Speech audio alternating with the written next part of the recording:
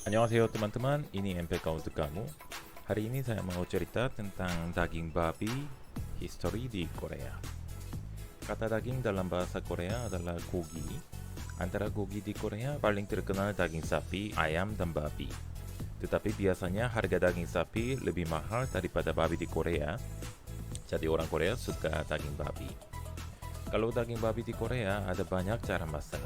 Contoh, masak kimchi jjigae dengan daging babi atau rebus dengan saus-saus juga.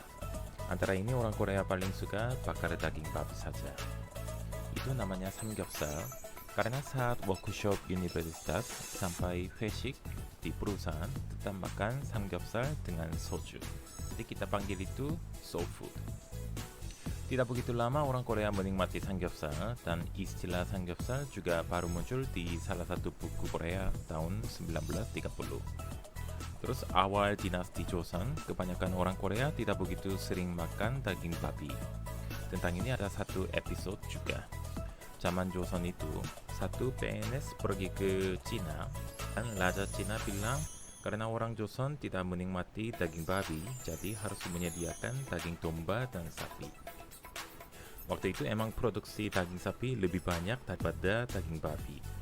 Walaupun kebanyakan orang Joseon kurang minat makan daging babi, mereka tetap menumbuhkan babi untuk dua tujuan. Yang pertama sebagai hadiah untuk Cina karena ada perhubungan impor dan ekspor. Kedua pakai daging babi untuk acara-acara raja di istana. Terus waktu itu babi Joseon sangat kecil, jadi beratnya hanya 22 kg dan paling besar pun 37 kg. Jadi begitu kecil. Dan kecepatan pertumbuhan juga sangat telat, jadi tidak efisiensi bikin dagingnya. Oleh karena itu, banyak orang bagian samgyeopsal juga tidak cukup banyak dari babi Joseon.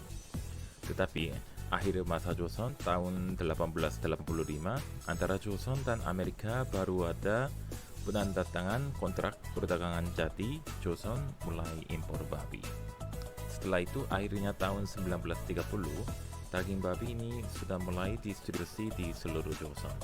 Terus tahun 1931 di buku bernama Korean Recipe ada istilah samgyeopsal. Namun saat diduduki oleh Jepang hanya beberapa kota besar makan daging babi karena harganya mahal. Jadi kalau bakar dagingnya kurang cukup. Akhirnya orang normal mulai masak dengan kuah supaya bagi-bagi ke keluarga dan tetangganya. Setelah perang Korea, hampir semua babi sudah mati dan industri babi juga rusak. Tapi syukurlah dari luar negeri sudah ada alat pertolongan termasuk daging babi. Jadi samgyeopsal sudah muncul lagi di pasar Korea. Tahun 1971 di newspaper ada banyak artikel tentang resep samgyeopsal. Tetapi resep samgyeopsal zaman dulu emang tidak fokus bakar, padahal paling enak. Waktu itu resep samgyeopsal adalah rebus, tumis dengan saus aja. Kenapa seperti itu? Karena waktu itu teknik pertumbuhan babi sangat rendah. Jadi kalau babi laki-laki, kalau belum kebiri, ada sangat baunya. Dan tidak pakai pakan sesuai babi, tapi hanya pakai air kotor dan sisa nasi dari orang-orang.